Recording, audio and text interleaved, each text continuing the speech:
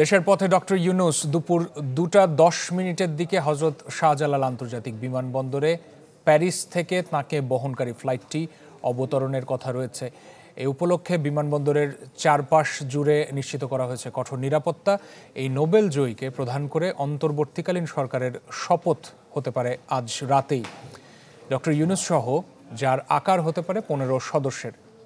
প্যারিসের Charles de Gaulle বিমানবন্দরে সাংবাদিকদের সাথে কথাও বলেছেন তিনি, জানিয়েছেন দেশে ফেরার আনন্দের কথা। এদিকে অন্তর্বর্তীকালীন সরকারকে সশস্ত্র বাহিনী সব ধরনের সহায়তা করবে বলে আশ্বাস দিয়েছেন সেনাপ্রধান জেনারেল ওয়াকারুজ্জামান।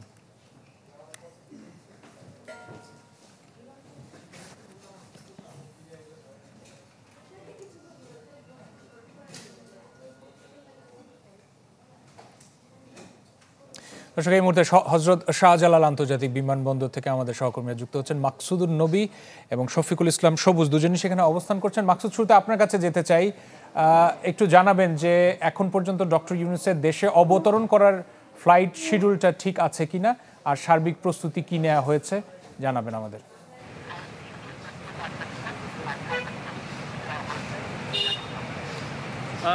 রাশেদ, ডক্টর ইউনূসকে কেন্দ্র করেই কিন্তু এখন রাজনীতির আলোচনা কেন্দ্রীভূত হচ্ছে। এই মুহূর্তে গোটা বিমানবন্দর জুড়ে নিরাপত্তা জোরদার করা হয়েছে। আপনি জানেন যে গত 2-3 দিনের যে অস্থির অবস্থা, সেটি তখন কিন্তু এই বিমানবন্দরের নিরাপত্তা এক ধরনের শঙ্কার মধ্যে পড়ে। সেই অবস্থা থেকে পরিবর্তন হয়েছে। এই মুহূর্তে বিমানবন্দরের প্রবেশ পথ, আশপাশের যে কয়েকটি পথ আছে, ভিআইপি গেটে বিশেষ করে সেনা সদস্য, বিমান বাহিনী সহ স্পেশাল সিকিউরিটি ফোর্সের নিরাপত্তা সদস্যরা কাজ করছেন এবং ভেতরে আমরা এরই মধ্যে যেই গণমাধ্যমগুলোকে ভেতরে যাওয়ার অনুমতি দেওয়া আছে তারা ভেতরে অবস্থান করছেন। ডক্টর ইউনূস বেলা 2টায় এখানে এসে বিমানবন্দরে পৌঁছালে তাকে সেনাবাহিনী প্রধান রিসিভ করবেন বলে আমরা জানতে পেরেছি এবং রিসিভ করার পর তিনি সেখানে একটা সংবাদ সম্মেলন করবেন। সংবাদ সম্মেলনে আজকেই হয়তো তিনি এই অন্তর্বর্তীকালীন সরকার নিয়ে গুরুত্বপূর্ণ তিনি বক্তব্য দেবেন। যে নামগুলো জানবার কথা সেই নামগুলো এখনও না জানা গেলেও কিছু কিছু নাম আমরা জানতে পেরেছি যে কারা হচ্ছেন এই অন্তর্বর্তী সরকারের সদস্য, উপদেষ্টা পরিষদে কারা থাকবেন। তবে তিনি চূড়ান্ত ঘোষণা এখন দেবেন কিনা এটা নিশ্চিত নয়, তবে রাত 8টায় শপথ নেবার কথা রয়েছে। এদিকে কিন্তু আরেকটি ইকুয়েশন তৈরি হয়েছে যে আপনি জানেন যে হাইকোর্ট এবং আপিল বিভাগ এবং সুপ্রিম কোর্টে বিচার কাজ আপাতত বন্ধ রয়েছে। সব মিলিয়ে যে পরিস্থিতি, সবার নজর এখন এই বিমানবন্দরের দিকে। ডক্টর ইউনূসকে প্রধান করে যে অন্তর্বর্তী সরকারের রূপরেখা দেওয়া হচ্ছে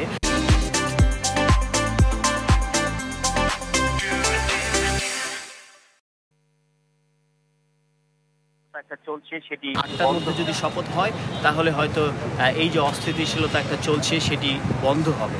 তো এই হচ্ছে মোটামুটি এখানকার পরিস্থিতি। মাকসুদকে আমরা পেয়েছি, সেই সাথে সাথে শফিকুল ইসলাম সবুজ তিনিও বিমানবন্দরে অবস্থান করছেন। একটু জানতে চাইবো, শফিকুল ইসলাম সবুজ কোন প্রান্তে অবস্থান করছেন এবং নিরাপত্তা ব্যবস্থা সাজানো হয়েছে কিভাবে? নিশ্চয়ই আপনার চোখে পড়েছে বিমানবন্দরের বাইরের সড়কে সাধারণের চলাচল নিয়ে সার্বিকভাবে কি অবস্থা দেখেছেন?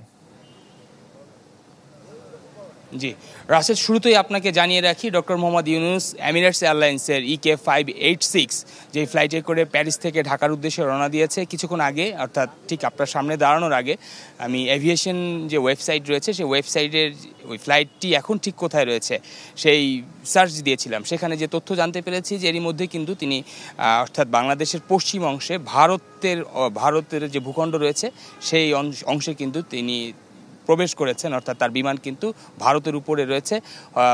একদম অ্যাকুরেট যে হিসাব হচ্ছে দুপুর 2:10 বাংলাদেশের মাটিতে হযরত শাহজালাল আন্তর্জাতিক বিমানবন্দরে বিমানটি ল্যান্ড করবে। তো আর আমাদের হাতে সর্বোচ্চ আর 1 ঘন্টা 10 মিনিটের মতো সময় আছে। তো এরই মধ্যে কিন্তু তার এই আগমনকে ঘিরে হযরত শাহজালাল আন্তর্জাতিক বিমানবন্দর সহ আশপাশের পুরোপুরি নিরাপত্তা ব্যবস্থা ঢেলে সাজানো হয়েছে।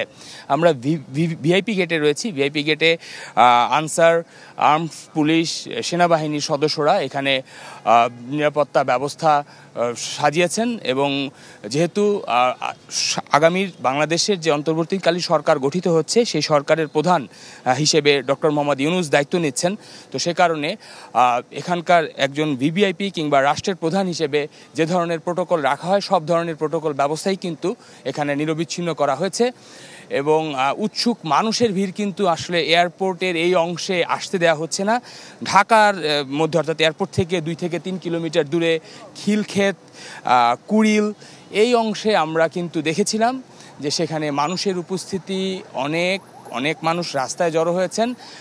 তবে ভেতরে সেনা প্রধান সহ অন্য যে আরও 2 বাহিনী রয়েছে সেই প্রধানরা কিন্তু ডক্টর মোহাম্মদ ইউনূসকে আজকে বরণ করবেন, অর্থাৎ তাকে রিসিভ করবেন।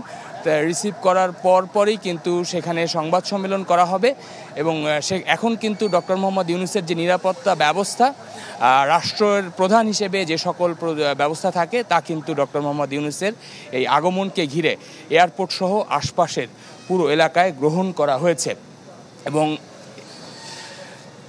আমরা দেখছেন যে এর মধ্যে কিন্তু এসএসএফের যে যান রয়েছে, এসএসএফের সদস্যরাও কিন্তু এয়ারপোর্টের ভিআইপি গেটের একদম মাঝখানে সেখানে তারা সেই নিরাপত্তা ব্যবস্থা ঢেলে সাজাচ্ছেন।